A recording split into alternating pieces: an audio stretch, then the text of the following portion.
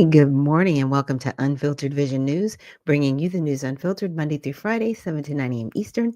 My name is Dr. Ashaki Noni Nichols, and I will be your host this morning. Good morning to everybody. Happy Wednesday. As we like to say, happy hump day, right? It's the middle of the week. It's gotten here so fast. Can you guys believe it? Next week is going to be Thanksgiving. It is here, okay?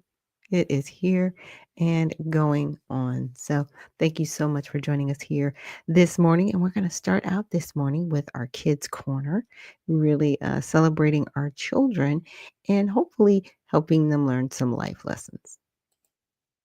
But he was often lonely. Despite having everything money could buy, he felt something was missing. One day, Oliver saw a boy named Leo playing happily with a simple toy outside. Curious, Oliver approached him. Leo invited Oliver to join him. For the first time, Oliver experienced joy from something simple: friendship. Oliver realized that true happiness isn't about having the best toys or the biggest house. It's about kindness, friendship, and sharing with others. Oliver discovered that the greatest wealth is found in the heart, not in possessions. By choosing kindness over riches, he gained something money could never buy: true friendship.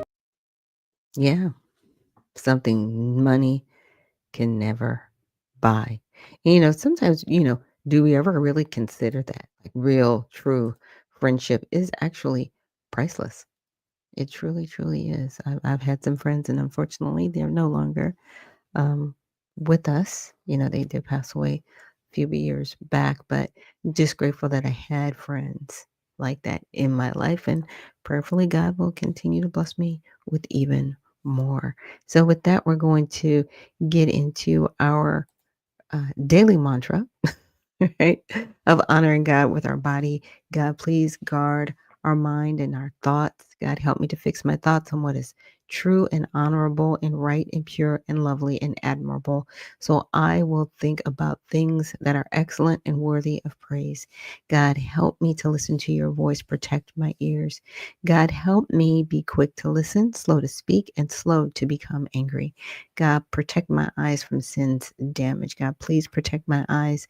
God, I make a covenant with my eyes not to look lustfully. God, please speak life over my mouth and protect my words. God, set a guard over my mouth. Lord, keep watch over the doors of my lips. God, help my hands to serve generously. God, help me to do good to everyone, especially to those who belong to our family in the faith.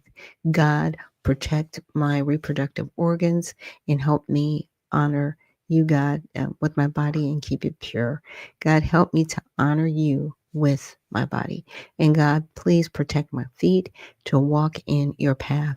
God, let your word be a lamp for my feet and a light on my path. So that is just our daily reading to how to honor God with our bodies and really keep that mental focus, because a lot of times we go into the day and we're really not prepared, right? Our hearts, our minds, and really like, God, what will you use me for today? Right? Sometimes we don't know. We're just getting out of bed. We're just going about our day, but there's always a purpose behind every action that we have. And Minnesota Fats, thank you so much for joining us this morning and reposting the stream.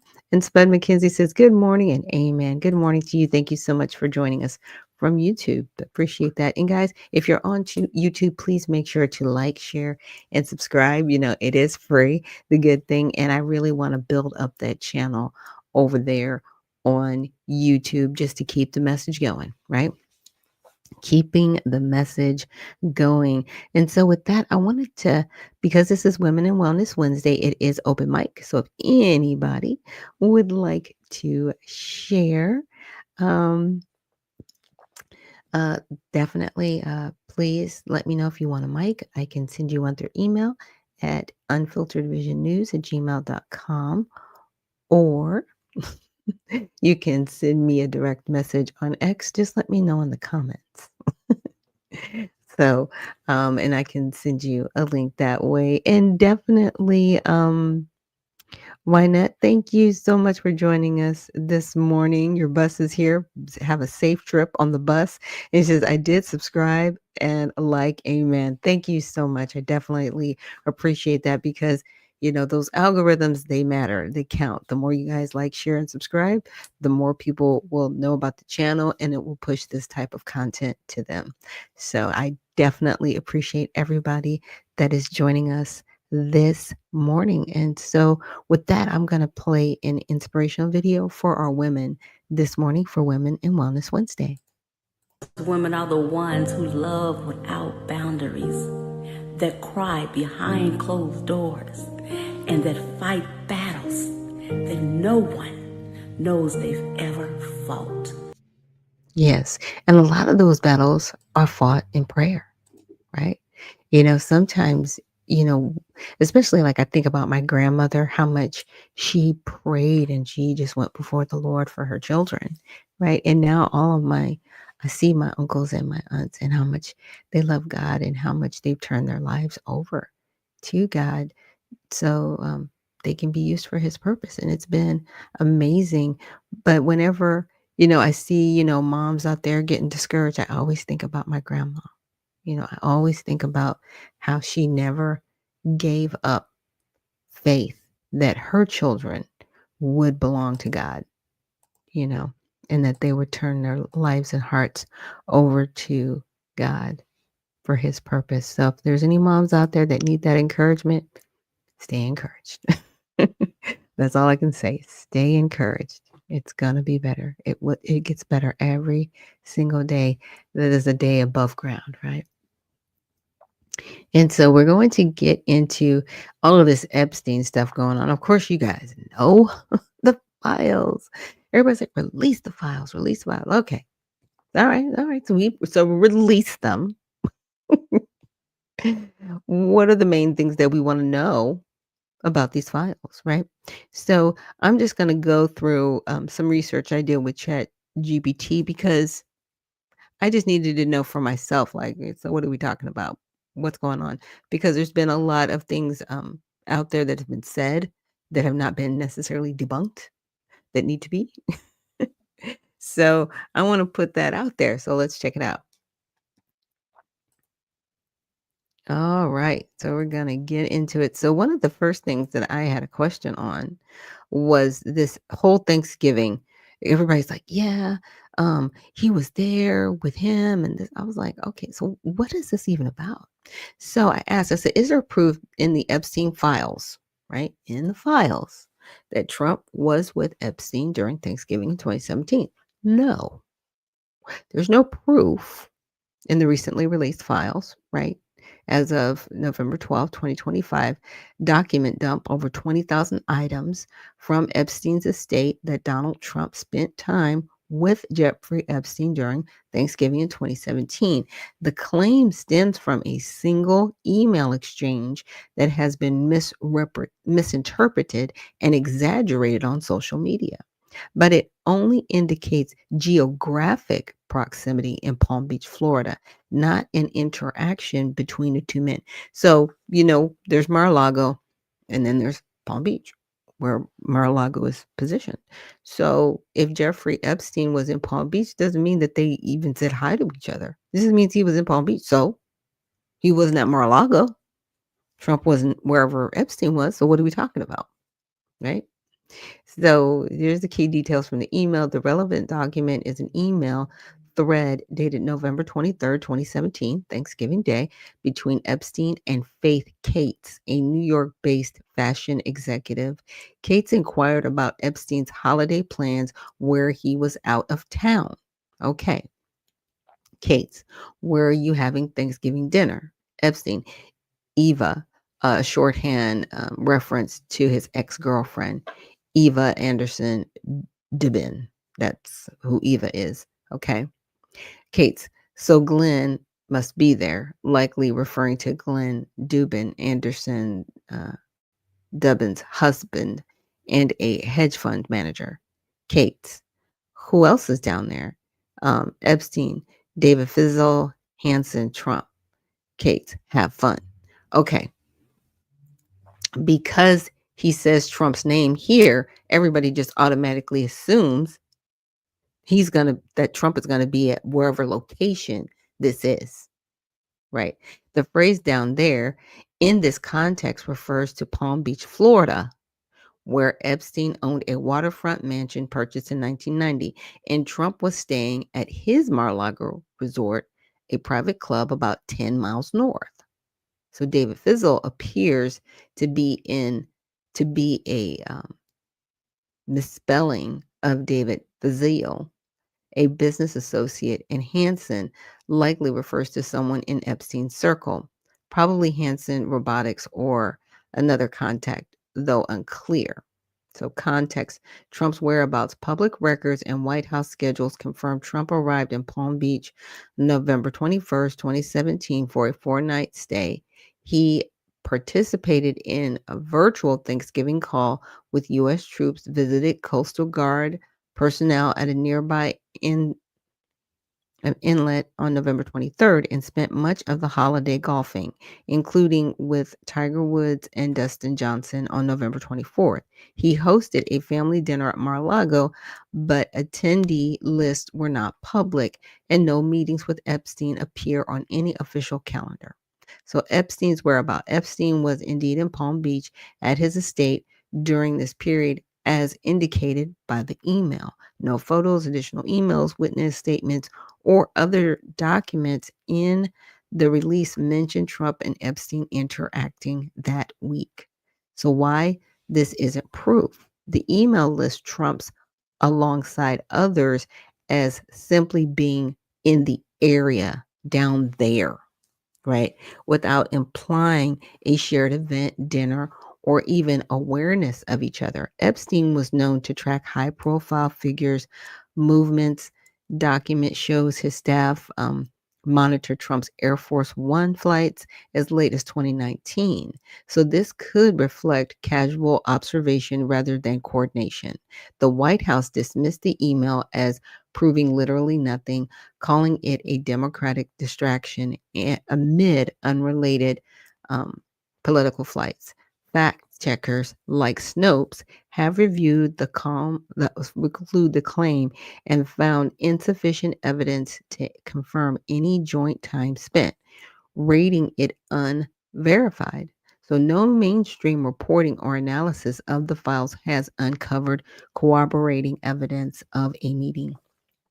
Trump and Epstein's social ties ended acrimoniously around 2007, when Trump reportedly banned Epstein from Mar-a-Lago after an incident involving an underage girl, per Trump's own 2019 statement. Earlier, Epstein's files from the 2015 Giffey and Maxwell lawsuit, unsealed in 2024, mentioned Trump several times in non-incriminating contexts, such as flight logs showing he flew on Epstein's plane 7 times in the 1990s, but never to Epstein Island. So he used the plane, but he never went to the island. Okay, probably just hopping back and forth between islands from Palm Beach. And Epstein's name dropping Trump in calls. So the 2025 release had emails showing Epstein ongoing interest in Trump, right? 2016 wager on Trump's election and post 2017 tracking, but nothing ties to criminal activity or the 2017 holiday. Okay, so that's where that comes from. And it's basically because he said, because who else is down there? She's just saying, who else is down there? Like in the general area, David, Hansen, Trump, in the general area. Not that they're at the dinner, not that they're at the house, not that we're meeting, right? But they took this and were like, oh my God. So that's what happened with that. And then I was just like, okay, do you have a list of candidates that received donations from Jeffrey Epstein? Because, see, why are we asking that question? Who else was getting money from this dude? And did they know of his dealings when they took money from him? Because it was kind of known that he liked little girls. And there was actually a video, and I saw it years ago on Alex Jones, where it was like a promotional video, and it's just these little kids. They looked like they were like maybe 14 to 17. They were young girls. They were not women that looked like little girls. They were little girls. Okay. And they were on this promotional video that had been sent to executives right? To entice them to come down to Epstein's island. Yeah, interesting, right? And Bird Brain Sensor Rice says, hi, good morning. Thank you so much for joining us from YouTube. So weird, right? Okay, let's get into it. So, overview Jeffrey Epstein's political donations. Jeffrey Epstein, the financier convicted of sex offenses and charged with sex trafficking before his death in 2019, made significant campaign contributions primarily to Democrat candidates and committees from the late 80s to the early 2000s, with a smaller amount to Republicans, right? According to Federal Election Commission's FEC records aggregated by Open Secrets, he donated over 139,000 to Democratic federal candidates and committees and about 18,000 to Republicans between 1989 and 2003. His giving largely stopped after investigations into his activities began in the mid 2000s, but resumed sporadically later, including a $10,000 donation to the Democratic Congressional Campaign Committee in 2018, which was returned, okay, in contributions to a few candidates in 2016 and 2018. Okay, so the DCCC were like, all right, thanks for sending the money, but we're sending it back to you, right? Because we don't want to be associated with that. But he still made other contributions between 2016 and 2018. These donations were often to high profile figures and party organizers, reflecting Epstein's efforts to build influence. Many recipients returned the funds or donated equivalent amounts to charities after Epstein's 2019 arrest, though some committees, like the Democratic National Committee, retained older contributions. Note that receiving donations does not imply knowledge or involvement of Epstein's crimes. The contributions were legal at the time and occurred before his offenses were widely public. So here's my thing. The Democrats, they want to use it like, oh my gosh, you're an association. But he contributed to your campaign. So are y'all guilty? Right? Because see, it's only useful if you can use it as a weapon, right? Yeah. Because I haven't seen too many Republicans running around, bashing y'all for taking some of this guy's money, or the who that took the money, and maybe they knew or maybe they didn't. But what are we talking about? Hmm? Yeah. So the list below focuses on federal candidates, those running for U.S. Congress, the presidency, or related offices. Compiled from FEC data and reporting, state and local donations, New Mexico, Governor Bill Richardson's campaigns are noted separately where prominent. Amounts are approximate totals from the cited periods and may include bundled or joint committee gifts. So one of the people that he's donated to, and it tried to do it in some type of chronological order, was Bill Clinton. Yeah, Democrat. We all know who Bill is, right? We all know Bill is because Bill was flying back and forth to the island. What was you doing, Bill? So anyway, he's a Democrat, right? $1,000 direct to his 1992 campaign, 25,000 to the Clinton Foundation via his charity. Okay. So years in 1992, 2006, Epstein flew Clinton on his jet multiple times post-presidency for foundation work, but Clinton denied knowledge of crimes. Really? He was back and forth to the island more than 10 times. It was more than 10 times. Allegedly. We'll say allegedly. It's fine. But anyway, um, so you did that and you're saying there's no crime? Really? Okay. We'll see what comes up.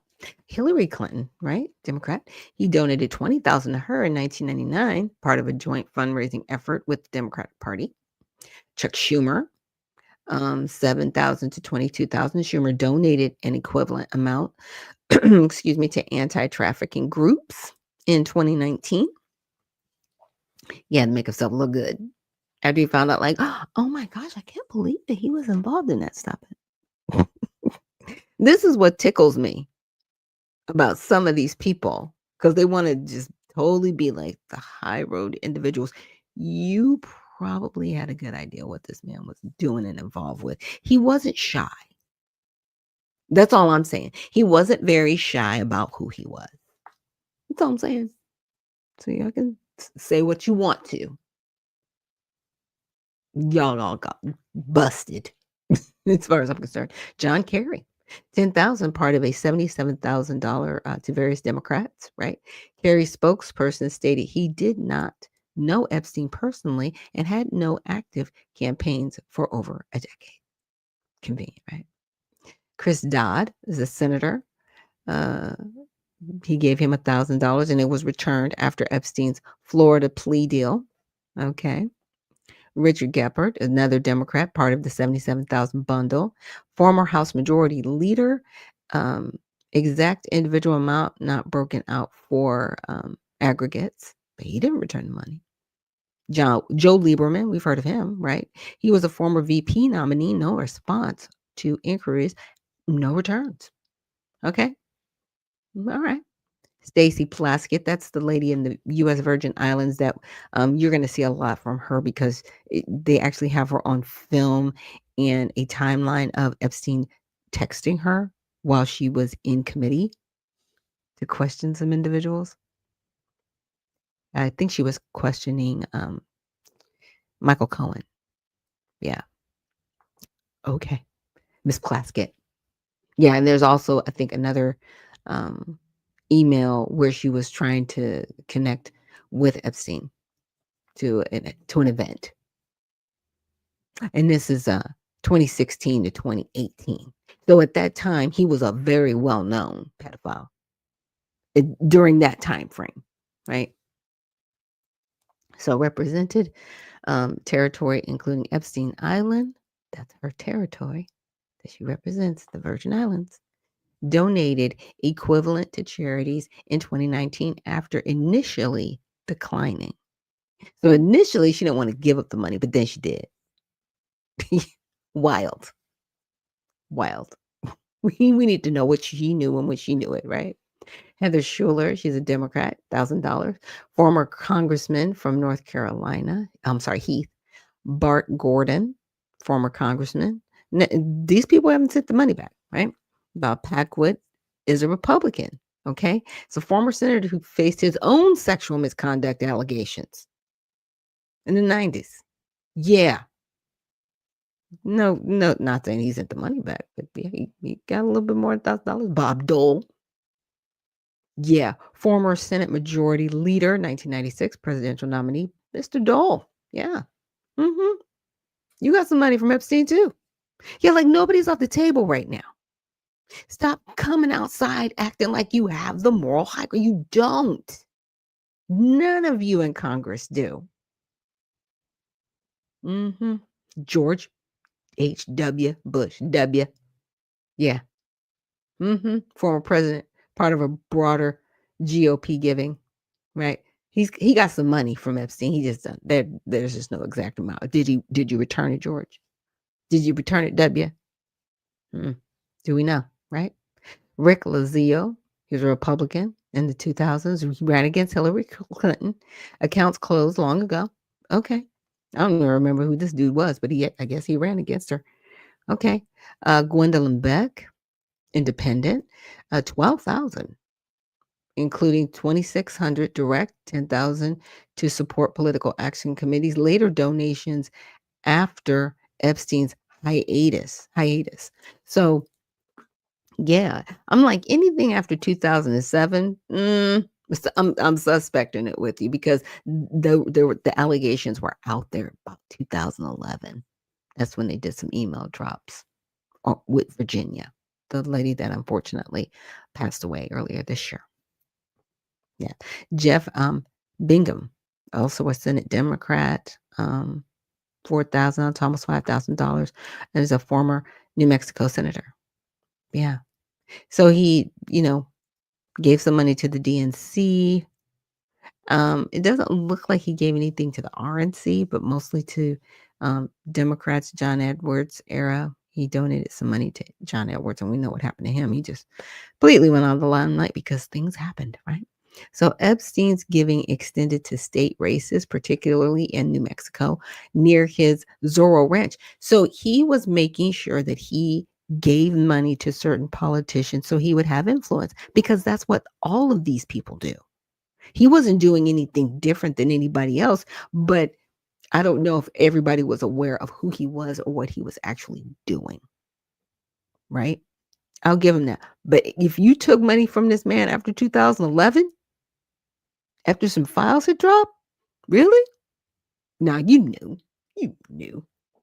Stop that. Mm. Mark from the Soil, thank you so much for joining us this morning and reposting the stream. So if any of you guys just know, the links are going to be posted later on when I repost my short clips of the show. But yeah, wild, right? Okay, let's look a little bit more Epstein. So I wanted to find out. I said, can you give me a broad summary of the Epstein files released, right? Because I think it's gotten a little confusing as far as what's been released, what's going to be released if they haven't released everything, and what's already out there, right? Now, I keep referring to 2011 because 2011 was initially when they were able to get some of the flight logs and some records of Epstein through, our CIA and our other intelligence agencies that started to monitor him. They didn't take him down, but they were monitoring him, right? So some of that stuff was visible and out there. Now, those were a lot of the files that Pam Bondi had released in the folders earlier this year. So we're going to get into that. But I just wanted to know, like, well, like, where are we at right now, right? So the Epstein files refers to a vast collection of documents, emails, investigative materials, and digital evidence related to Jeffrey Epstein, the convicted sex offender who died by suicide in 2019 while awaiting trial on federal sex trafficking charges. In 2025, amid intense political pressure and public demand for transparency, significant portions of these files were released by the U.S. Congress members, primarily through the House Oversight Committee. The releases stem from a subpoena to Epstein's estate and highlighted his communications with high profile figures. On November 18th, both the House, in a vote 427-1, and Senate unanimously passed the Epstein Files Transparency Act, compelling the Justice Department to publicly release all unclassified records within 30 days of presidential signature, including materials on Ghislaine Maxwell, Epstein's convicted associate, flight logs, and references to government officials. President Trump, who had previously opposed full disclosure, reversed course and indicated he would sign the bill, though concerns persist about potential redactions for national security or victim privacy. Now, here's the deal. If they release some of these files that had already been released unredacted in 2011, people are going to be able to do their own comparisons because the information's out there, right? Some of the, like I said, some of this stuff is already out there. So they need to calm down. Now, the focus on the Epstein records totaling over 20,000 pages in the initial congressional batch alone, plus more than 300 gigabytes of DOJ held data like seized images and videos, much of which involved child sexual abuse material and remains redacted or withheld. Yes, because some of this material, they were messing with children under 10 years old. We'll just say that. Allegedly. And I'll put allegedly in there because we don't have the materials just with us yet that we can clearly state, yep, that happened. That's out there. So some of that stuff they are going to try to redact, but Congress has already put it out there. If, if it's out there, it's out there. And that's all I'm saying. Some of this stuff that's already out there, it's going to be a nice little comparison, right? So we've got key events.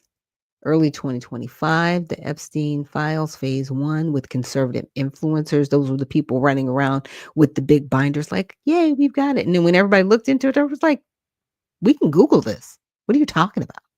This stuff is already out here. What are you talking about? Okay.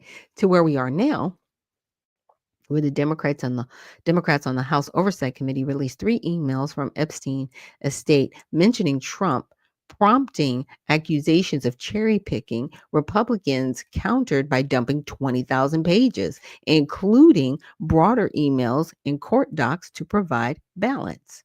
Right. And then yesterday, which was the 18th, a bipartisan bill passes Congress amid survivor advocacy and protest. Trump directs Attorney General Pam Bondi to investigate Epstein's ties to Democrats like Bill Clinton and Larry Summers while denying personal involvement. One Republican, Representative Clay Higgins, a Republican from Louisiana, voted against the bill. So he was the one that voted against it. And his stand was like, I just want to protect the innocent. I'm like, whatever.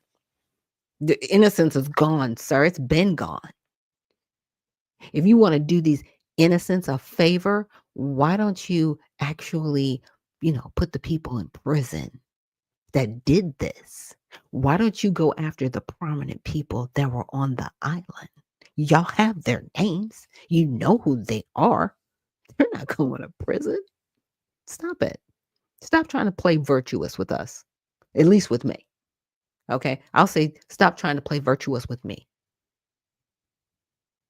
Because if you are not for releasing all of this, you're okay with supporting it. And that's it. That's the line in the sand. It's where we are right now. I'm not listening to you guys anymore. It's horrible. Again, I will make sure that I give you guys the shared link to this so you can go back through it at your leisure. Now, I asked, like to get into like Trump's ties here to Epstein. So Trump's name appears over 1,000 times, more than any other figure. Emails show Epstein calling Trump a maniac and borderline insane in 2018 exchanges with Summers.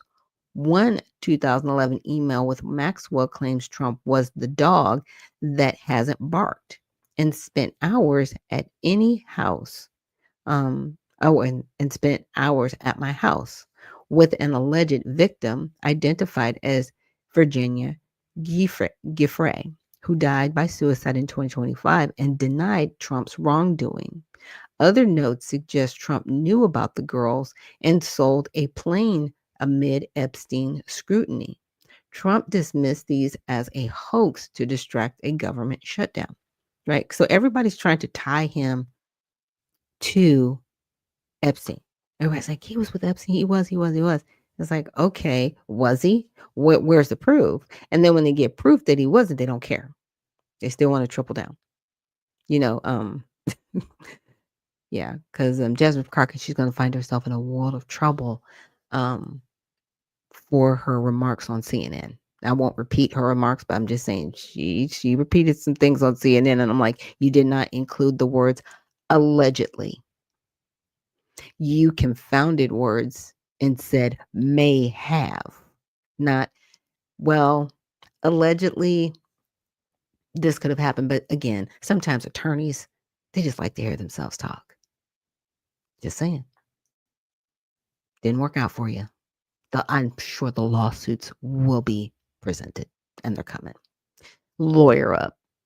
Let's just say other high profile mentions, political finance, right? Exchanges with former Treasury Secretary Larry Summers, that's who Trump was referring to, offers to aid Steve Bannon, updates on Reid Hoffman, and JP Morgan Chase links. So Bill Clinton's ties were referenced, but not newly detailed. So those were the political finance names, right? Now, media and Hollywood emails with author Michael Wolff, 2019 during Trump's first term, messages from Epstein's birthday book with notes from celebrities, right? Because some of these celebrities, they went to the island and they performed, but no one's really investigated them to find out what they knew when they knew it and what they saw and what happened.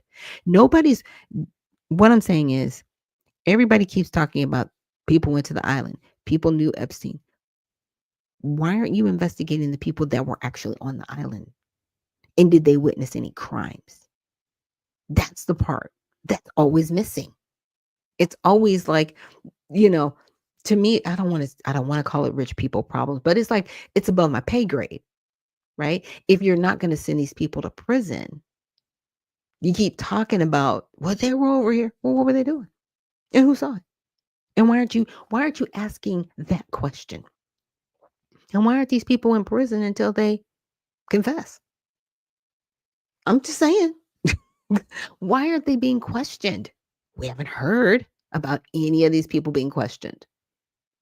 So to me, and this is just my opinion, and I will put this on Congress since they find it so important. You're protecting them. You are protecting the people that committed these crimes when you have the ability to go after them. And you say that's the DOJ's job. Not necessarily. You can always put in recommendations. Have you? Is the question. I'm just saying. Just saying. So the political and public backlash, the saga divided parties. Democrats push for transparency to expose elite complicity, and Republicans accuse them of smears against Trump bipartisan support, right? Kona and Thomas Massey, Marjorie Taylor Greene overcame resistance. Right-wing media downplayed revelations as nothing burgers, while survivors and advocates like Giuffre's family demanded unredacted files. Trump lashed out at reporters, insisting he cut ties with Epstein in 2004. On X, formerly known as Twitter, discussions raged over delays under Biden 2021 and 2025, citing Maxwell's appeals and fears of DOJ scrubbing under Bondi.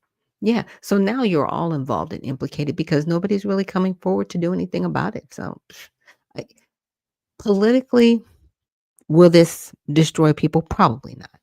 The American people will move on because nobody's actually trying to get anybody to, be held responsible or go to prison for any crimes that they committed. Right now, we're past Epstein, we're past Maxwell. Who was on the island, and did they commit any crimes against children? The only one so far that suffered any type of backlash, I would say, would be Prince Andrews because he was implicated. He was found out. He was found guilty. They have stripped him of some of his titles within the royal family. But that's it. That's it. On American soil, what are we doing? It's weird. It says there was confusion on the documents being released and parties accusing one another for withholding the documents. Can you show timelines?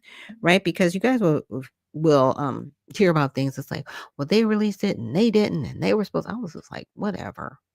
Like, what are we talking about? Okay, so in January, that was one, right? It was like, yep, we're going to do this. And then in February, that's when Bondi released phase one, right? Stuff that was already out there.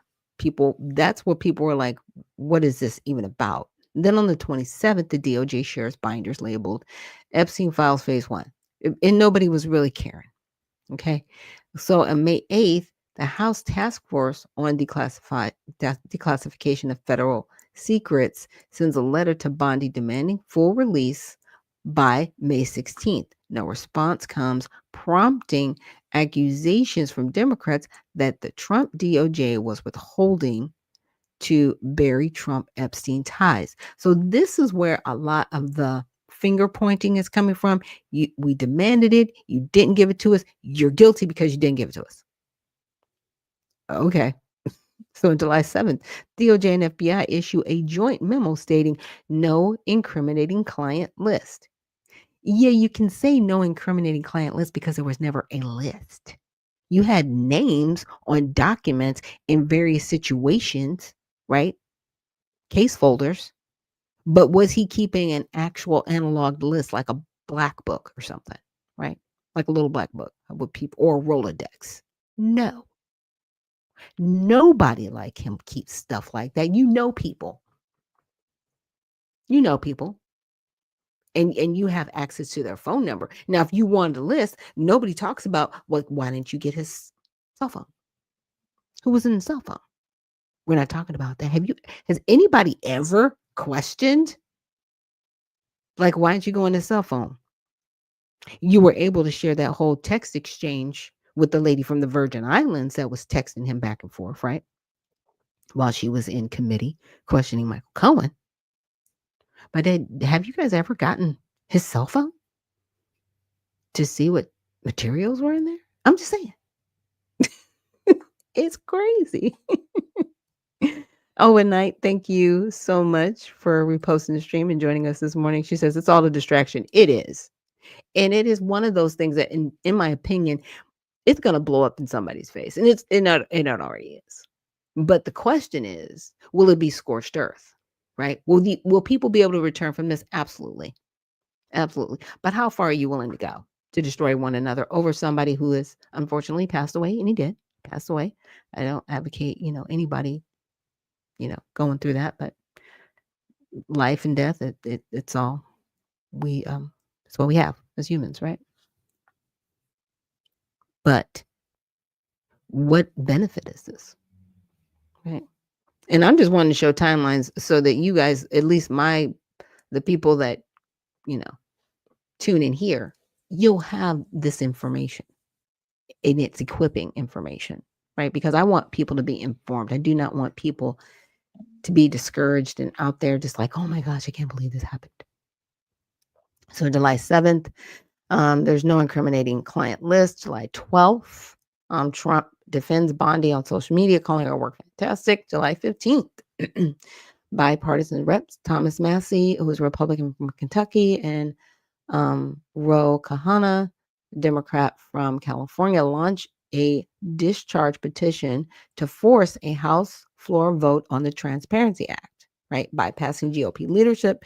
Signatures built slowly. They needed 218 votes. Trump briefs that his name doesn't appear negatively and says, release whatever Bondi thinks is credible. So always cracks me up when people say, he keeps saying not to release them. He keeps telling her to release them. He lauded her. He applauded her for her work done. He was like, whatever she thinks is necessary, release it. He left it in her hands as opposed to just saying, release everything, right? Now, July 24th, the AG interviews Ghislaine Maxwell at her request, not under oath. Transcripts released in August, denies a client list. Again, because there was no list. It had names of people in sporadic places. That doesn't make a list. It means you know people. It doesn't make a list. September 8th, 2025, the House Democrats released Epstein's 50th birthday book, including a page allegedly from Trump. He denies authoring it. Republicans called this cherry picking to smear Trump. So this is all we're doing. Oh, and Oa says, good morning. I'm going to send you a DM about advertising. Thank you so much. I definitely appreciate it because I need it. October 3rd, protest art depicting Trump and Epstein appears near the Capitol. So protest art, I'm not going to call it graffiti, but it's art, right? Kind of did that. Oh my goodness. People got excited, had to take it down. Okay, oversight. Democrats, and this is November, so now we're getting more current, right? They release state emails mentioning Trump over 1,000 times, right? Epstein calling him maniacal. Republicans counter with 20,000 pages of broader docs. Discharge petition hits 218 signatures after Representative Adelita Guerrielova of Arizona is finally seated. Okay. And Johnson announces a floor vote for the following week, right? So if that was the 12th, today's the 19th. Oh, yeah. Okay, so November 13th, protest art reappears. Okay. November 17th, Johnson brings the bill to the floor amid bipartisan pressure. Trump facing inevitable passage, reverses, urges Republicans to vote yes, and pledges to sign, directing AG Bondi to probe Clinton ties. And then we got to yesterday. We finally got to yesterday, right? And we had one lone Republican who cites risk of to innocence and due process. Stop that. Due process has been had, sir. It just it had been, and it's time to release all this stuff. We see worse stuff on Netflix. Okay, it's actually geared towards children. They could probably be in some of these files. But if you were so um, concerned about protecting the innocent, why aren't you going after the people that actually abuse the innocent? Why are you sitting back here behind the pen? I'm just saying. So who tried to block the files? Let's see. The push for the release faced resistance from both sides, right? But the most documented blocks came from the Trump aligned Republicans who controlled procedural levers. No full unredacted release has occurred yet. The DOJ holds 300 gigabytes of data with exceptions for victims, CSAM, or security likely to apply. Right. And here's the deal about, protecting the innocent and all these documents, because if they were to release maybe names of individuals that in the documents are under a certain age, even though they may be older now, they could be accused of, basically sending out child porn. I mean, I'm just saying it in short, but that's kind of where we're at right now, and that's been the sticky point of a lot of these documents, unfortunately, because there was a lot of disgusting things going on. So my whole thing is release it. But who are the disgusting people who were messing with these children? That's who we want to know. That's what I want to know. Because guess what? What if these people are serving in schools? We don't know.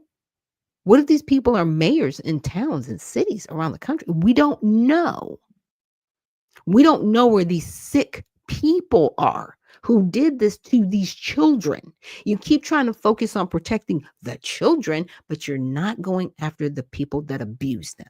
That's the problem that I'm having and that a lot of Americans are having. If you're going to release this, then go after these sick people and get them up off our streets and put them in prison. By the way, that's what our prisons are for. They're for people doing this stuff. Okay? Get them. That's all I'm saying. That's all I am saying. And I had another question. It says, were there judges trying to block release of the files? There were. There were actually 3 judges. Okay. There was Robin Rosenberg, right? Denied unsealing transcripts from 2005 to 2007. Federal grand juries investigating Epstein's early Florida activity. Reasoning, hands are tied by the 11th Circuit precedent. No special circumstances met request for judicial use. And that person was appointed by President Obama. Okay. And that judge was blocking it. Yeah. They were blocking the unsealing of certain files. Paul Engelmayer in August of this year denied unsealing grand jury transcripts, exhibits from Maxwell's 2020 to 2021 sex trafficking indictment. Reasoning, no special circumstances. Premise of new public insight, demonstrably false, protects victims and witnesses, not a public interest matter. So they kind of downplayed the matter. And Owen Knight says, arrest all the adults now. Yeah. And Uncle Coolwater, thank you so much for reposting the stream and joining us this morning. That person was also put into office by Barack Obama in 2013. Wow, shocker. And then Richard M. Berman, right, on August 20th, denied unsealing 70 pages of transcripts, exhibits, through the FBI agent's 2019 testimony, PowerPoint, call logs from Epstein's indictment. So, there was the thing that took Epstein down, right? And I'm sure they would be in the indictment. He denied the unsealing. Why? He's not here. Unfortunately, he's passed away. Okay. He's not here with us anymore. It's been 6 years. Why are you still saying don't do this? This is his reasoning. DOJ's request a diversion from its 100,000 pages of files, grand jury info pales in comparison and is hearsay. Victim privacy, safety risk, government is logical party for full disclosure. Word salad for we're not releasing this because we still think that you need to have privacy for the victims, but we're not going to expose the predators. We're not going to expose the victimizers of the victims. Y'all have done so much to protect evil. And these three judges right here, y'all need to be disbarred, in my opinion. But you won't be. You'll be protected. Because that's what evil does. Evil protects itself. But y'all are getting backed into a real interesting corner. It's very fascinating. But people like that, see how this person was put in by Clinton, this person was put in by Obama. Okay, President Trump, here's my thing. You need to nuke this. And what I mean by that is, you can go in and you can file all of these judges because they're appointed by presidents. And you can get rid of them, period. Get rid of them. All of them. That's what Obama did. He got rid of over 200 judges. As soon as he came in, he nuke button, they were gone, and he replaced them all. Replace them. You have the power to do it. I'm just saying, it's an appointment. Get your job done, sir. Okay, back to it. Now, context and broader implications, not a block on all files, right? So some of them are blocked, some of them aren't. Again, we know. But those are some of the questions I had. So I said, can Trump release the files from the State Department in reference to Epstein? Yes. As President Donald Trump has the authority to order the release of unclassified files from the U.S. State Department pertaining to Jeffrey Epstein. This falls under the executive branch's broad control over federal agency records, similar to how Trump has previously directed declassifications of the JFK and MLK assassination files. However, there are limitations based on classification status, victim privacy protections, national security concerns, and ongoing investigations. The recent Epstein Files Transparency Act primarily compels the Department of Justice to release its holdings, but it doesn't directly address State Department materials, leaving Trump with unilateral power to act there if he chooses. But here's the deal. He can be like, I want to release him from the State Department, and these things would come up, right? Victim privacy protections, right? Under the Crime Victim Rights Act, national security concerns. So as much as he wants to say release it all, there are some things he can say yes, but there are some things that will get bottlenecked back because of those two things. I'm just saying just those two things right there, right? Because we know what we're dealing with. We're dealing with really depraved human beings that did some really awful things to children. Okay. But those children, we have to protect their privacy at the same time. I'm telling you, it's really, really sad what we're doing, what's happening. So legal basis for release, we can get into all of that. And this basically just explains what the president can and cannot do. Right. So again, I will be sending you guys all this stuff. So with the State Department files full, he can order declassification unilaterally. No new law needed, right? Volume status, all of that. So in short, Trump can and could release state files today via a simple executive order, bypassing the DOJ-centric drama. His recent pivot on the act suggests momentum for broader transparency, but whether he'll target state remains unclear. Watch for announcements from the White House or Rubio for real-time updates. The act's DOJ deadline is mid-December, could prompt parallel state actions. Okay. And then I asked, did Trump release the files? No, President Trump has not yet released the Epstein files. Okay. He just hasn't. Now, with this whole bill, it's en route to his desk, but the Senate's adjournment until Wednesday, the 19th, which is today, means formal transmittal won't occur until then. Trump has publicly stated he is prepared to sign it as soon as it arrives and has urged Republicans to support the measure, marking a sharp reversal from his earlier opposition, where he labeled it a Democratic hoax and pressured GOP holdouts. Okay. And I hear where he's kind of coming from. He was like, don't just pick the things that you think are the most awful things, just release it all if you're going to do it. Right. So, I'm sure that they will put it out there, right, for all of us to see. I also wanted to ask, I said, can you give me results of Epstein case? And if those involved with pedophilia were charged, right?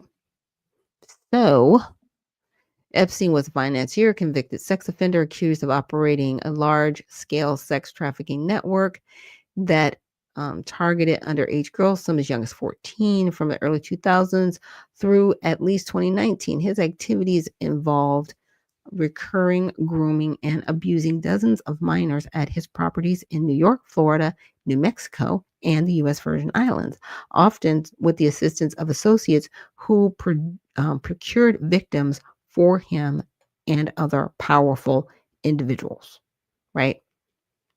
Everybody always talks about Epstein. Nobody ever talks about anybody else. So there's been civil lawsuits against the Epstein estate. Now, charges against associates involved with pedophilia or sex trafficking. Epstein's network included recruiters, employers, and high-profile contacts who allegedly facilitated or participated in the abuse. However, criminal prosecutions have been limited. Here's a summary of those charged in connection with pedophilia or related sex crimes. We know about Ghislaine, right? And then there's this other person, Luke Brunel, who he was over a modeling agency supplying the girls, right? Other minor or related charges, there's Alfredo Rodriguez. He is a former House manager who was sentenced to 18 months in 2010 for obstruction of justice, trying to sell a journal detailing Epstein's activities. But there's no other named associates, clients, or high-profile figures, right, from the unsealed Epstein list of contacts have been criminally charged with pedophilia, sex trafficking, or related offenses in connection to Epstein's network as of November 2025. So you're running sex trafficking to people who want to be involved in pedophilia. They come to the island. Some of these people on the flight logs. Not everybody on the flight log is participating in it, but some people did. They're not going to jail. What? Epstein's going to jail for supplying the children, but the people who actually committed the acts aren't in prison? Like, what are we talking about? What are we doing? And nobody talks about that part. Nobody talks about that part. I'm telling you, there's only one that I know of is Prince Andrew that was outed and got caught. But there were hundreds of people who participated in this nonsense. High profile. They're not in prison. What are we doing? And it says, despite extensive media coverage and documented releases, including 2024-2025 unsealed files revealing flight logs, emails, and witness testimonies, the case has highlighted systemic issues like elite influence and prosecutorial leniency, but yielded few criminal convictions beyond Maxwell. Civil suits such as Virginia Giuffre's settled defamation case against Prince Andrew, like I said, only Prince Andrew, who denied wrongdoing but paid an undisclosed sum in 2022, have provided some accountability. right? As of 2025, victims groups continue advocating for full declassification of FBI files with renewed calls amid political discussions. Because, see, here's the thing, they keep saying, oh, we got to protect the kids. No, you want to protect the people who did this to the children. That's why you don't want these files out there. And that's why you want them redacted. You are still trying to protect these pedophiles. I'm sorry. I'm sorry. You're not going after these people. Yes, Epstein, he did that. He trafficked all these children and he got them to the pedophiles. Where are the pedophiles? Because it wasn't just Prince Andrew. It was a lot of people. Why aren't you going after them? You look guiltier every single day, members of Congress. Every day you look disgusting. Because you're protecting evil. But that's what you want to do. Anyway, so let's get into this next one. Let's see. And I actually had another question. I said, okay, based on the Epstein files released, right?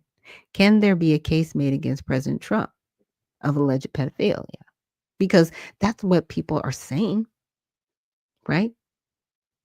So Donald Trump is mentioned multiple times, reflecting his social ties to Epstein in the early 90s and early 2000s. They were acquaintances for about 15 years, socializing at events like those at Mar-a-Lago. However, documents show no email exchanges between Trump and Epstein, and crucially, no direct accusations of Trump engaging in sexual misconduct with minors, pedophilia, or participation in Epstein's crimes. Okay. So there's nothing there, but they keep alluding to it, right? Because nobody's seen the files. So you can keep saying, "Well, we think, we know, we're sure." And you're setting yourselves up for a lot of lawsuits. Just use the word allegedly to get you out of that. Now, implied knowledge of the girl's email. They're going to use this one. Epstein wrote, of course, he knew about the girls. He asked Ghislaine to stop. And what Ghislaine was doing, she was going to Mar-a-Lago, getting girls from Mar-a-Lago to work for Epstein. And that was the stop. Stop poaching, right? She was poaching. He was like, stop doing that. Time spent with the victim. Epstein emailed Maxwell on an unspecified date, spent hours at my house with him. I want you to realize that the dog hasn't barked is Trump. He has never once been mentioned, right?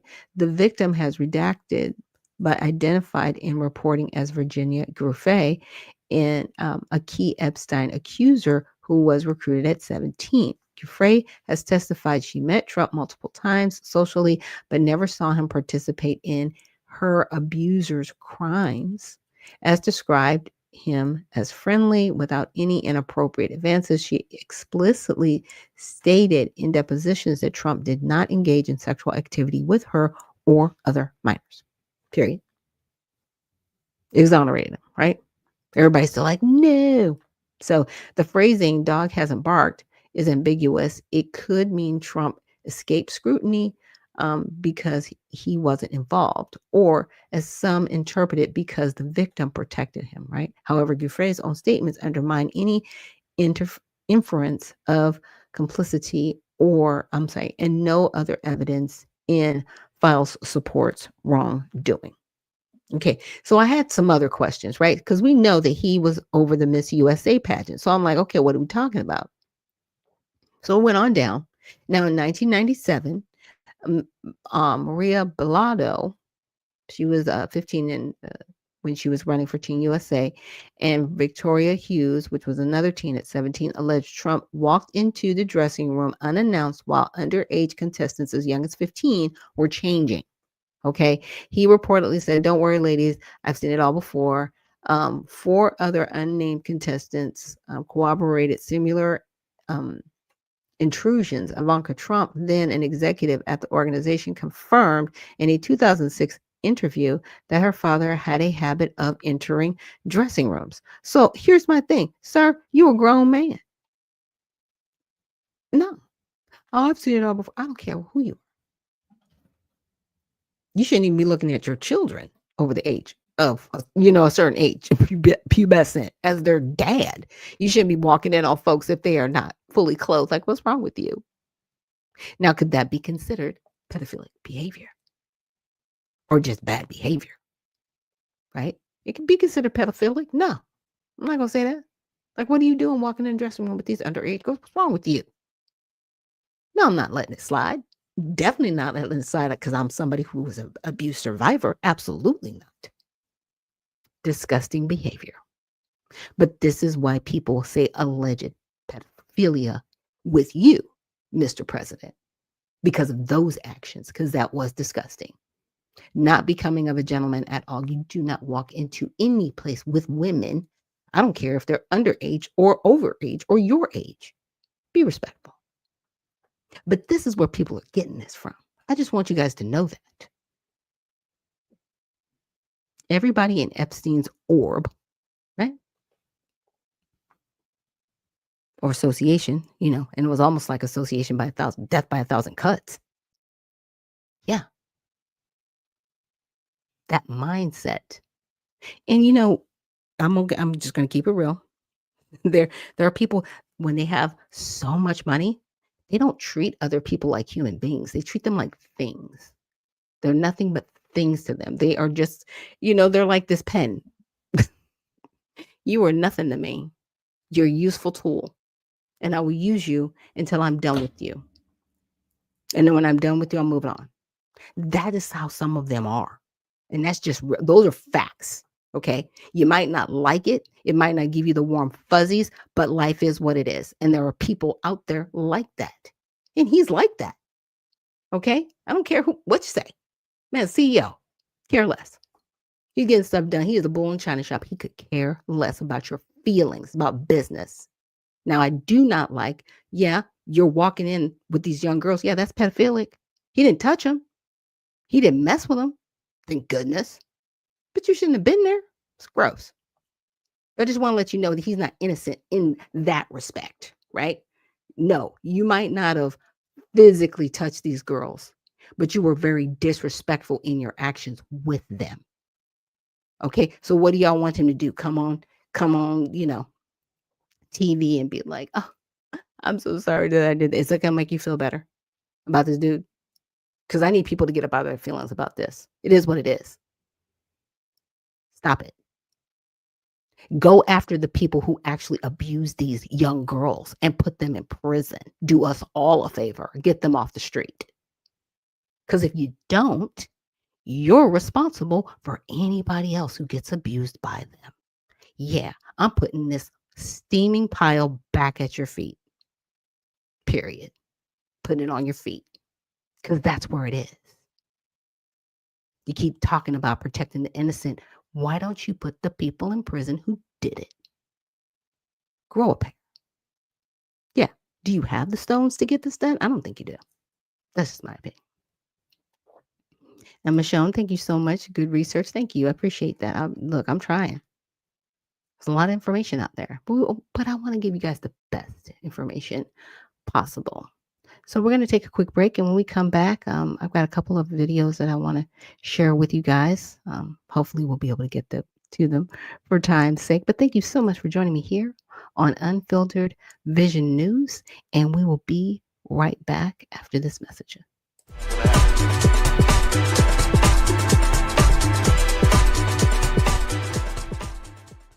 Begin your day with intellectual peace. Awakening surrounded by blossoms that reflect tranquility and comfort. Carry confidence through bustling streets and focused work sessions. Let the calm of intellectual peace guide you, keeping you poised and serene. Reclaim comfort in the evening. Relax and rejuvenate as blossoms gently remind you of peace. With intellectual peace, everyday blossoms. Discover peacepads.net.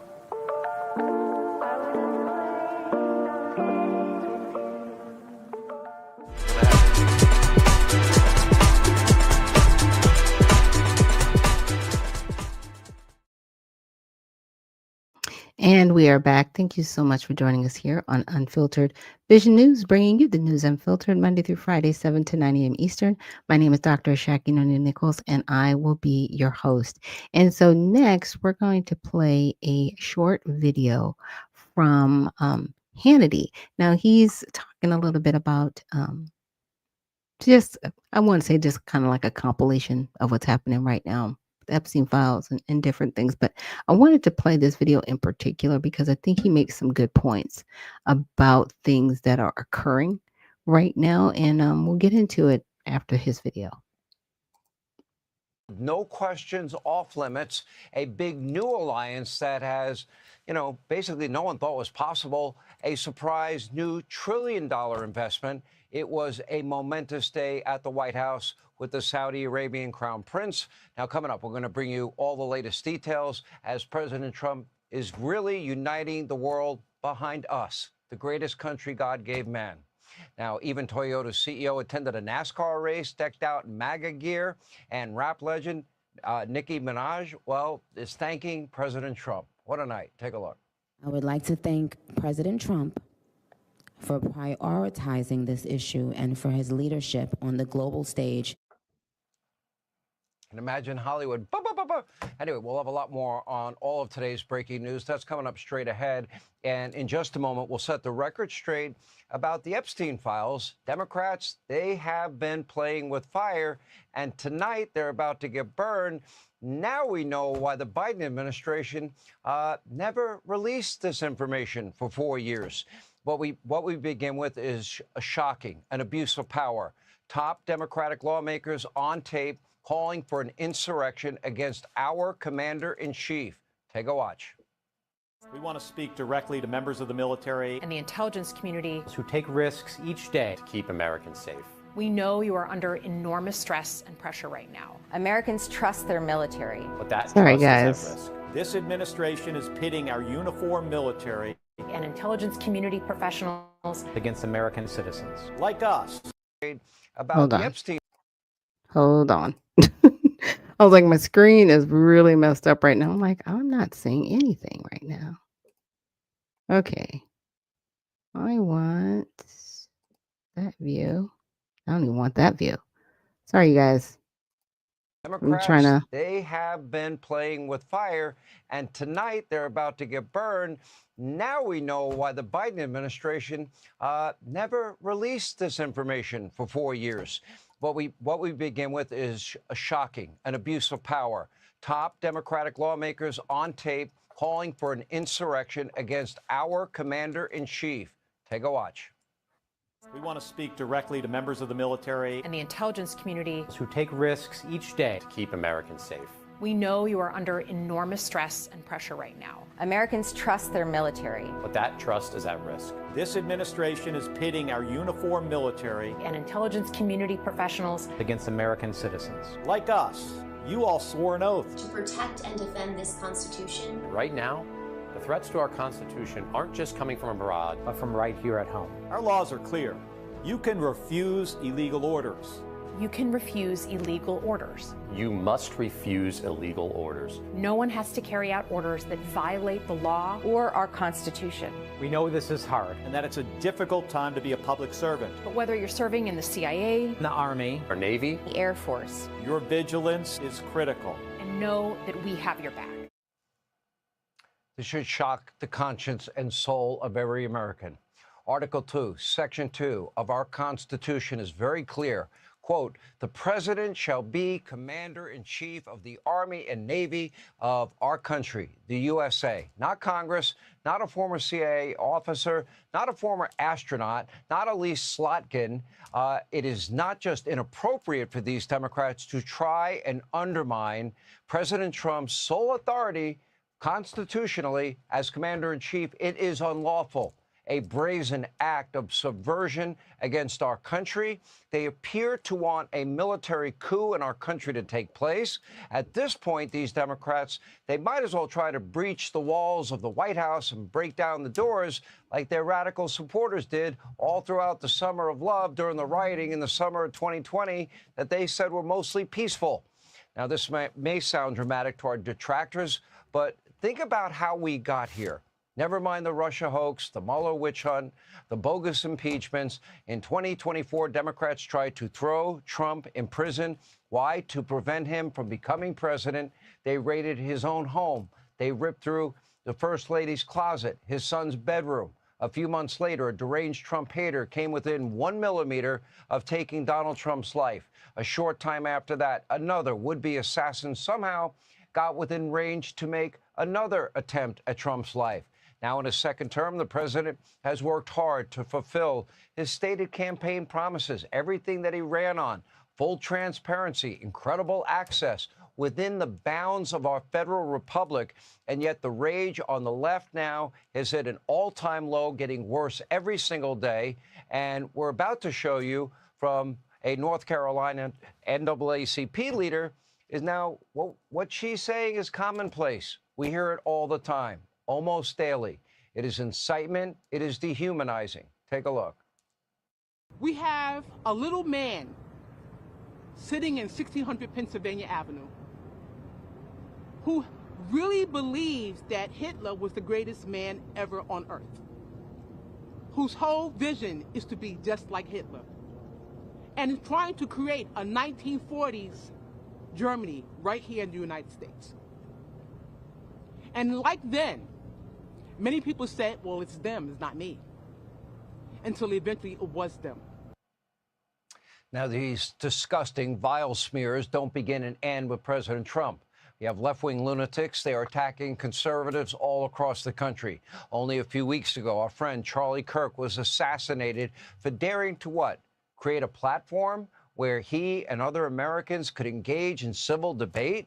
But according to a left-wing professor who disrupted a local Turning Point event at Purdue University Northwest, well, Charlie Kirk's Turning Point USA is fascist. Take a look. Take a look. Oh, you want to know what fascism means? Because I'll tell you. You guys want to know? Yes. Yeah. When you have a society. Okay. So you have a situation here where you want to go into classrooms and you want to tell faculty that they're not allowed to speak the truth about the history of this country. You want them to be, what's the word for slaves now? Involuntary employees or involuntary workers. We can't even say slavery. We're not That's ridiculous. wanting to impose on the teachers. We are wanting this to be within the students. And the students want to decide what history is. No, we know what history is, actually. Yeah. Did you know that all of our founding fathers were actually Christian, and this country was formed on Christian values? It is really shocking. But according to the left, any political disagreement, that's fascism. Now, these are socialist revolutionaries. They don't believe in the freedom of thought and expression. Mamdani, AOC, the incoming socialist mayor of Seattle, virtually every high-profile Democrat now running for office pretty much wants to burn down the system that has created more wealth than any other system ever designed by man and abolish in the process all dissent. And of course, according to these Democrats, anything Donald Trump does is fascist, racist, he's a Nazi, etc. Even deporting criminal illegal immigrants. That's fascism, according to these idiots. Obama deported millions. Not one person on the left ever cared at all. But now that Donald Trump is doing it, there are anti-ICE riots, assaults, doxing, threats everywhere. These federal agents are going. Take a look.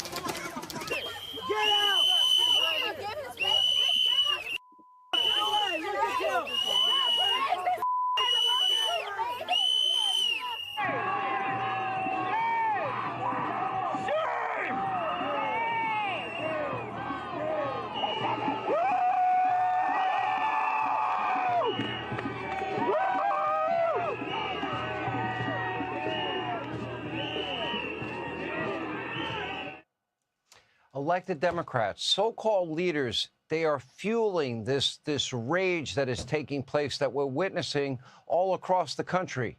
What is the result?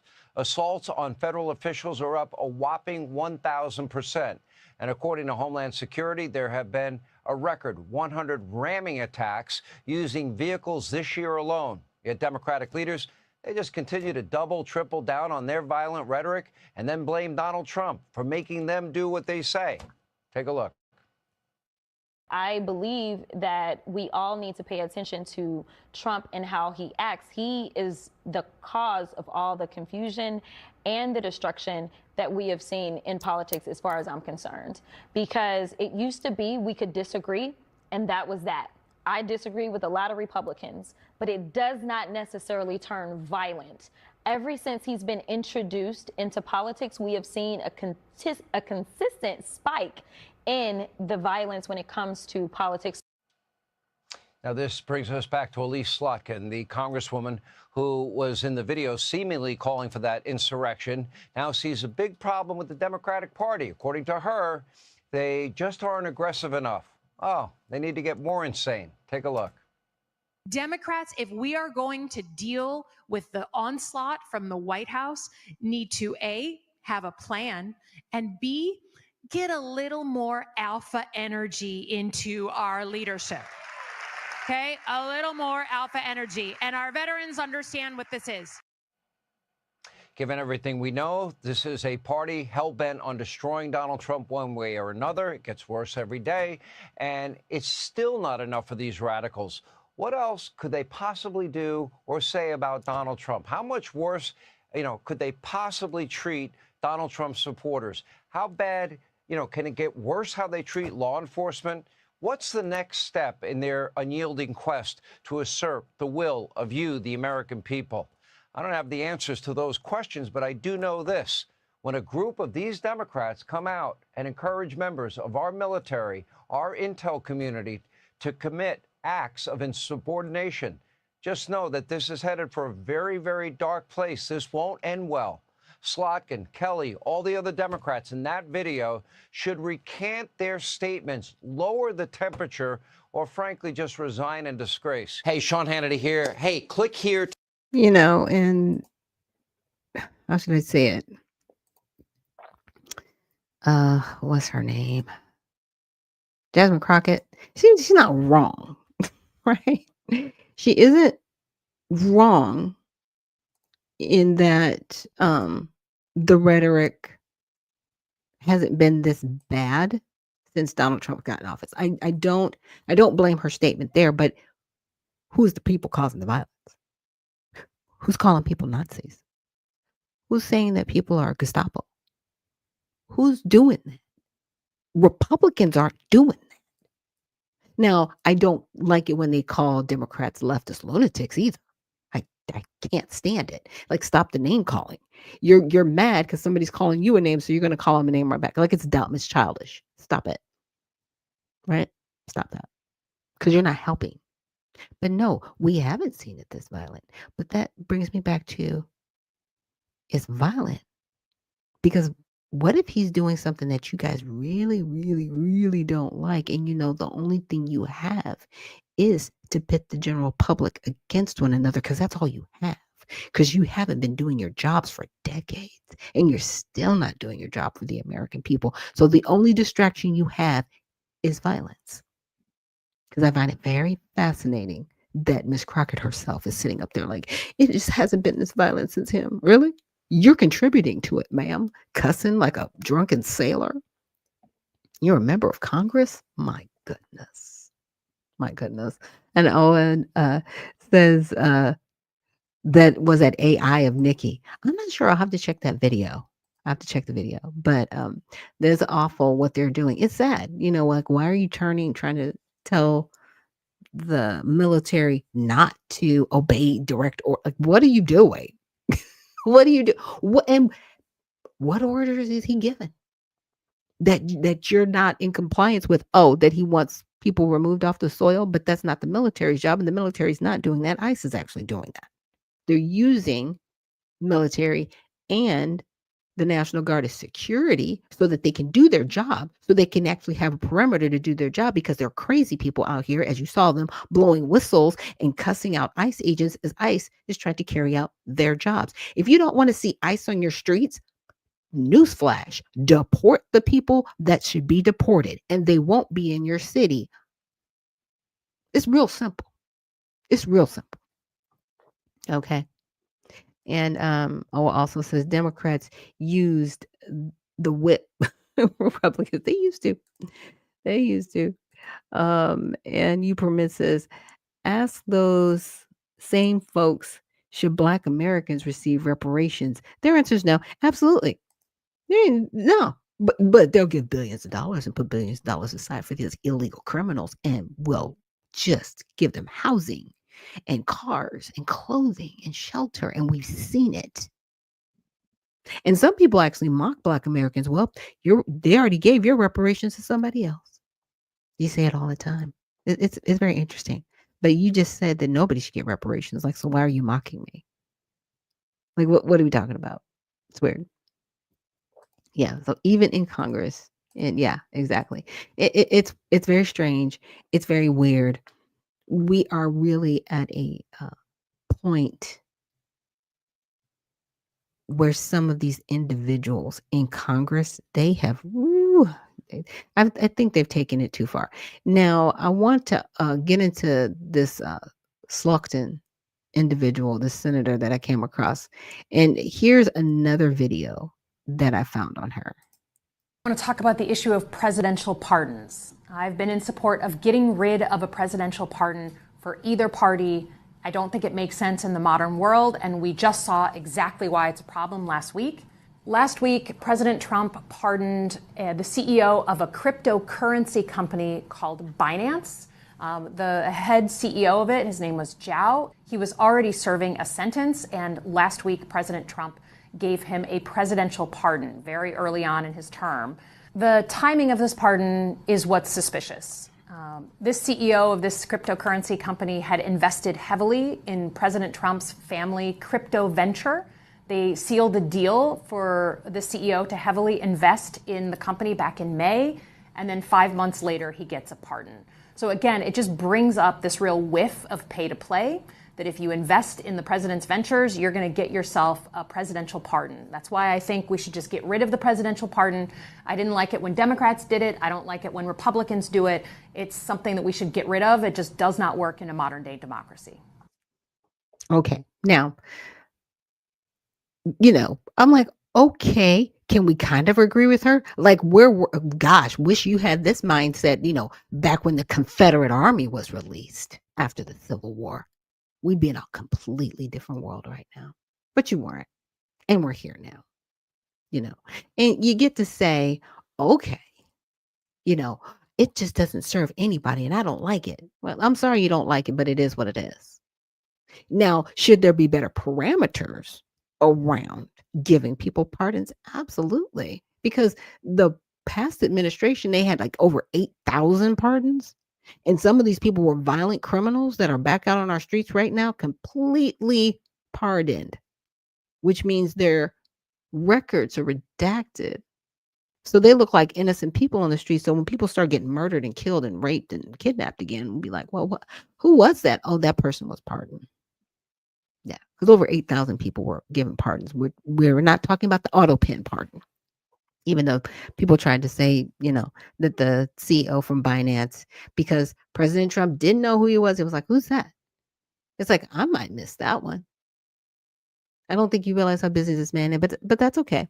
That's okay. You guys can all say what you want to, because I guarantee you, ask Biden if he remembers pardoning his family, to go and take it back to not just what happened in 2025 on. No, we're going to take it all the way back to 2014. I think you need to read that file. But okay. All right. Let's go there. Right? And Noah says, they just say stupid things because they don't know history. Well, this one, she's an interesting one, because see, this woman, this individual, she's former CIA. I don't trust her as far as I can see her. I want her out. I want her OUT out of the Senate. She's dangerous. Anybody that it was CIA is dangerous, in my opinion, because of what the CIA has done to people. Yeah. They're supposed to be there to protect us. They haven't been protecting Americans for a long, long, long time.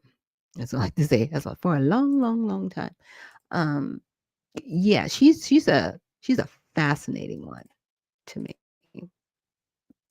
Let me share my screen with you guys. Oh goodness, gotta get the right screen. There we go. It's like I gotta get the right one. Public, and what says there? Public enemy number one. She's fascinating. So I asked about the video, and basically that was the video, calling for treason. Yeah, we got time. Let me play that one again. Let me remove that. This Senator is the video. Alyssa Slotkin. Senator Mark Kelly. Representative Chris DeLuzio. Congresswoman Maggie Goodlander. Representative Chrissy Houlihan. Congressman Jason Crow. I was a captain in the United States Navy. Former CIA officer. Former Navy. Former paratrooper and Army Ranger. Former intelligence officer. Former Air Force. We want to speak directly to members of the military and the intelligence community who take risks each day to keep Americans safe. We know you are under enormous stress and pressure right now. Americans trust their military. But that trust is at risk. This administration is pitting our uniformed military and intelligence community professionals against American citizens. Like us. You all swore an oath to protect and defend this Constitution. And right now, the threats to our Constitution aren't just coming from abroad, but from right here at home. Our laws are clear. You can refuse illegal orders. You can refuse illegal orders. You must refuse illegal orders. No one has to carry out orders that violate the law or our Constitution. We know this is hard and that it's a difficult time to be a public servant. But whether you're serving in the CIA, the Army, or Navy, the Air Force, your vigilance is critical. And know that we have your back. Because now, more than ever, the American people need you. We need you to stand up for our laws, our Constitution, and who we are as Americans. Don't give up. Don't give up. Don't give up. Don't give up the ship. Okay,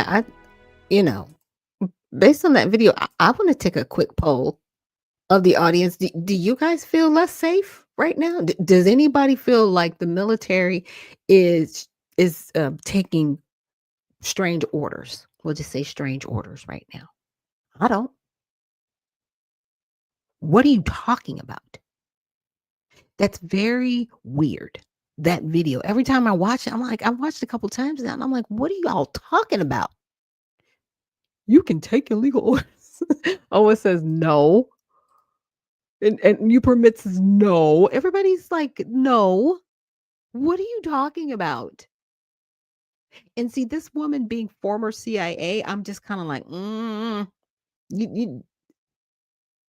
you're already starting at not a good place for me. Okay. Because see, the CIA was a part of COINTELPRO, and that whole mindset is a cancer in all of our intelligence communities. It's disgusting.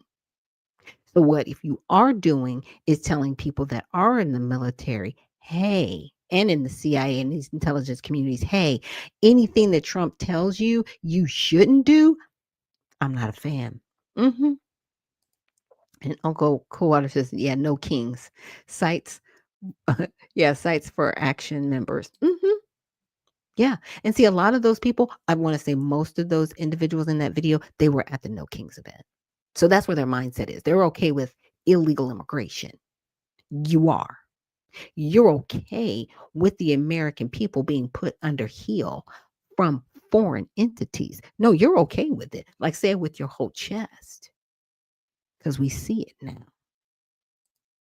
It says that's like the Buck and Clay show CIA. Yeah. It's crazy what's happening. I'm like, what are we talking about? Oh, you were saying Cities for Action. Yeah, Cities for Action members. That's what it looks like.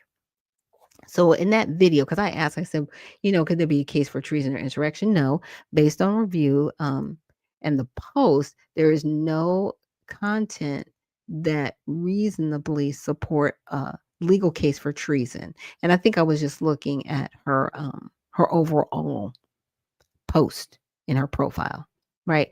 While insurrection involves activity rebellion against authority, Slokin's post as a sitting U.S. senator and former CIA analyst focus on policy advocacy, constituent services, and defending constitutional norms, none of which involve calls to violence, war, rebellion. Okay, great.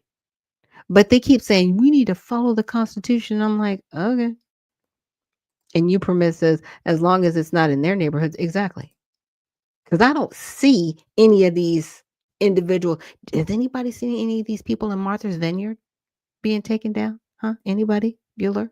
I haven't. Okay. Because they're not there. Because you won't allow them there. But you're okay dumping these criminals specifically in Black communities, and you do it all the time, and then you tell us don't complain about it. I am tired of these progressives. You are the most dangerous people walking the planet because you lie well. And you want to tell our babies who are out here giving up their lives to protect us to not follow orders they may not be comfortable with? What are you doing? Okay.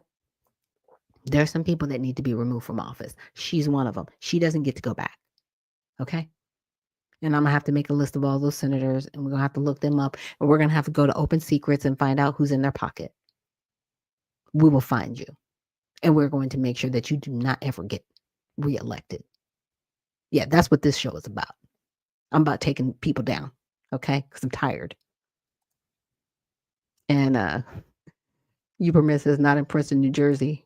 And Noah says that was what Kirk always left out. Yeah. It's like, what?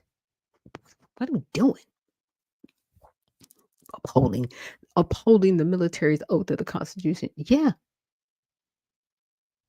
And they are obligated to follow the directives of the president. What is wrong with you? What is really wrong with you? And so, and of course, I was asking about insurrection and stuff. And I said, I see some of her advocating to support illegal aliens and illegal immigrants. Also, she isn't supporting protecting American citizens against illegal activity. Right. And so now I'm just having a conversation with Grok. Because I was like, most of these senators, male, female, or House representatives, especially these Democrats, they never talk about protecting Americans. They always talk about they say Americans, but they're not talking about us. They're talking about all these new people here. Because if you were really talking about us, immigration wouldn't even be an issue. And it's your job to fix it, by the way. Congress, do your job. So appreciates my perspective. Great. Thanks. Okay.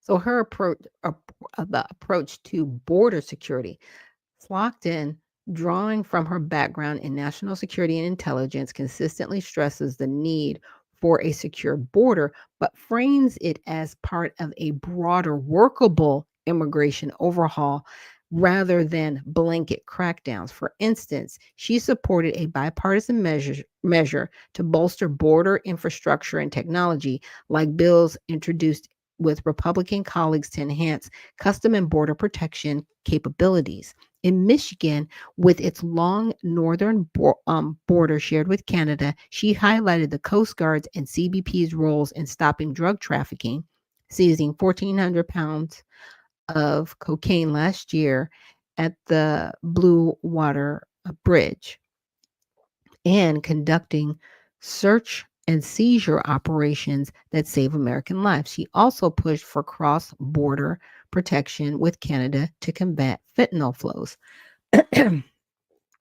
which she calls a profound tragedy, disproportionately harming U.S. communities. Yeah, it's disproportionate because it's in your community. That's why it's disproportionate. Because it's one of those things, they always set it up to take out the minorities. But when it starts taking out other people that are in your communities, then it's a problem. Then we need rehab. Then we got to do all kinds of stuff. Then we need money. Because I guarantee you, if it wasn't affecting anybody in her specific community, it wouldn't even be on her radar. Let's just keep that 100 always. And I don't care if somebody doesn't like it. Prove me wrong. Let's go. Now, you permit says they need to ramp up their voting base. Absolutely, because that's what they're pandering to. They're pandering to us, and when they do, drives me nuts. They always have to have music or hip hop or people twerking or doing stupid stuff when it comes to addressing Black Americans. You gonna respect us. Oh, because I am so looking forward to 2026 and just throwing people under the bus that do that. All the way up under the bus. Like, we're just going to push you out in the middle of the street and let the bus run over you when we take y'all out, because it's crazy. So Oa says that's the truth. And then somebody says, have you ever twerked? No, I actually don't know how. It's kind of crazy. It's not something that I've ever wanted to do. It's an exploitative dance. Very disgusting. Now, if that's something strippers want to do, that's their job. I mean, that's what they want to be involved in. That's not my business. But it's not necessarily something I'm going to be out, in a club. I've never been that person. Now, I'm a trained dancer, ballet, jazz, modern, interpretive dancing. I've been a choreographer. I've been a cheerleading coach. No, I've never put people that I've coached or even choreographed for doing very exploitive dance moves. I find it disgusting. I actually went to a dance studio here in Georgia, and they were like, yeah, you need to slap your hand between your legs and hit your butt. I was like, that's not dancing. That's dancing for somebody, right? But that's not a dance move. Like, it was gross. Like, and I never went back after that, because I was like, okay, this is not about dancing. This is disgusting. This is depraved behavior, and I won't be a part of it. And prostitution is the world's oldest job. It is. They used to have shrine prostitutes. They talk about them in the Bible.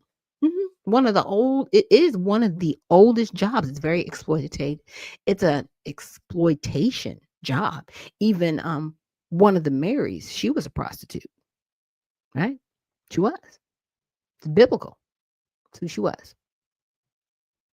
But does it make it right to sell your body?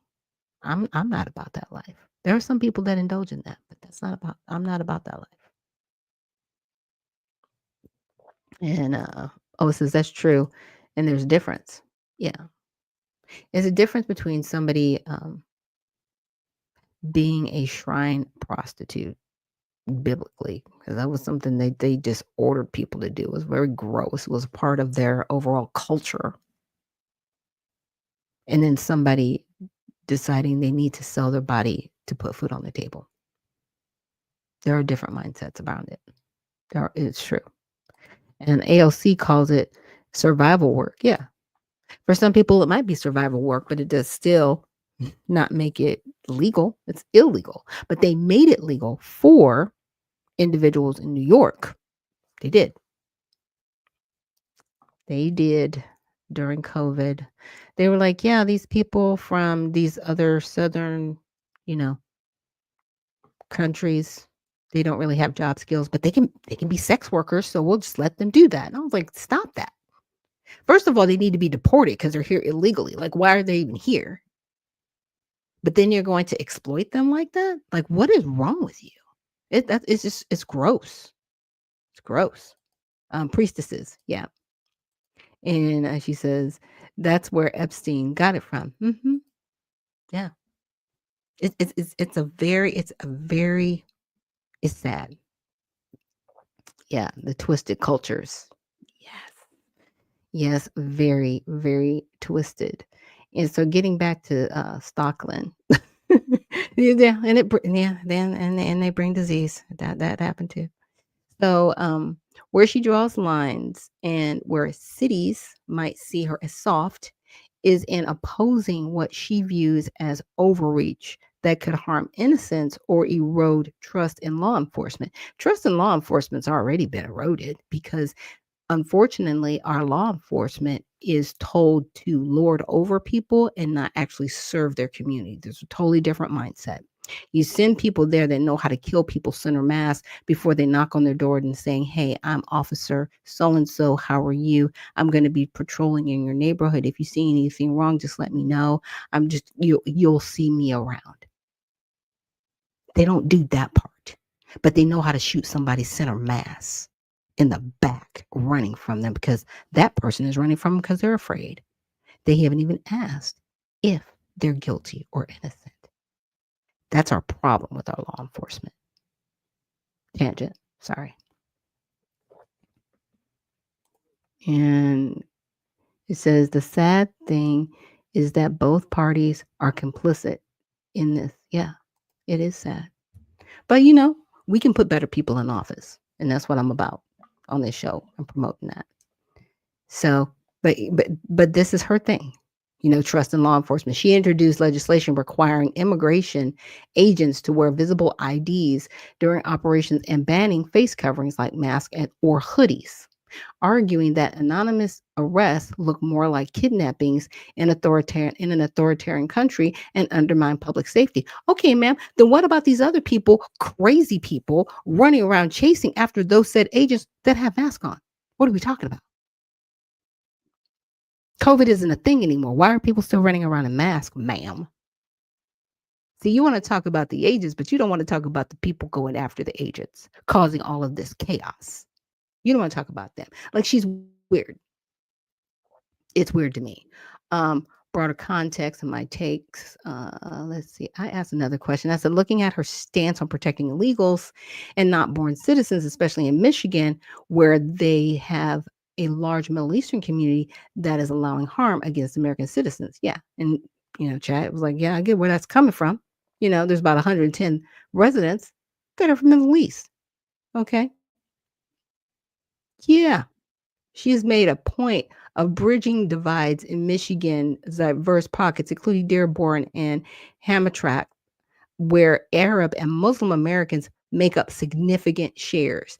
This isn't about protecting illegals per se. Her focus is on legal residents, green card holders, and citizens of immigrant backgrounds who face enforcement overreach. No, they don't face enforcement overreach. They shouldn't be here. Yeah, I'm ready to go scorched earth. I'm ready to anybody who's been naturalized in the past 5 years, I want everything. I want you deported. I want you off the soil. And definitely everybody here is illegal. I want you deported and off the soil. And I want our country to be made up of individuals that want to be here. Because see, they opened up the floodgates. They put all these people here that don't even want to be here. They bring them with themselves. And now we have a mess. And all we're doing is just cleaning up messes from these people who hate America, like truly just don't even want to be here. Get them up off the soil. Okay. She is a dangerous person. And we need her out of the Senate immediately. I'm glad I found her. Now, the last place, in here I was talking about the CIA, and I said, has the creation of the CIA helped or hurt Americans? The Central Intelligence Agency was made, right? And they said it's helped Americans in attacks like 9/11, intelligence, the Cold War, technological spinoffs. The agency funded early development of U-2 SR-71, Corona satellites, lithium batteries, and parts of what became apparent internet, right? Yeah, because you basically went around and stole technologies and brought it back to us. That's gross. But anyway, so major ways the CIA has hurt Americans, right? The 1953 Iran coup, the 1954 Guatemala coup, arming Afghan Mujahideen in 1980, domestic overreach, the operations with chaos it's called chaos, MK Ultra, drug experiments and unwitting citizens, COINTELPRO, right, which completely obliterated the Black community, collaboration and mail opening programs violated civil liberties and fueled public distrust of government. Church Committee in 1975 and Pike Committee exposed widespread abuses. It's insane. It's insane what our own federal government has done to us. And when we don't trust them, they're like, oh, why do you trust us? Because y'all are horrible people. And you really haven't fixed anything. But it's okay. Because next week on Tell It All Tuesday, the next people that we're going to go over are the people that were in that video. And we're going to look them up on Open Secrets. And we're really going to see like who they are, right? Who are you and who's in your pocket? Because see, who's in your pocket determines how you move in Congress. Because you are not there to serve the American people. You are there to serve the people that put you in office.